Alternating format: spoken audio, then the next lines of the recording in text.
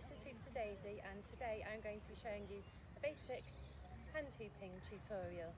So for this move you can use any kind of hula hoop. You can use a big heavy one like this, but it might be a little bit more difficult, or you can use one of the smaller lighter ones that you get in toy shops. And so to start with, we want to control the hula hoop on your hand and try not to make it go up your arm.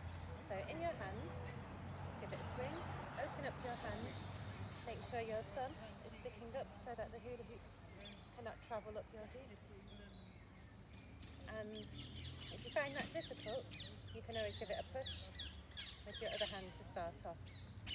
Okay, if you've managed to get that sorted out, you can try hula hooping with your other hand. And then you can try putting two hands in.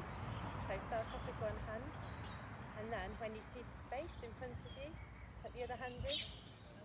Try taking one hand out and swapping. Okay, and when you've done that, you can start moving just a little bit with your hoop. So your hoop is always going to be on this plane. It's not going to go around any corners, but you can turn your body and keep the hula hoop in the same place. Okay, that's all for now. Thank you.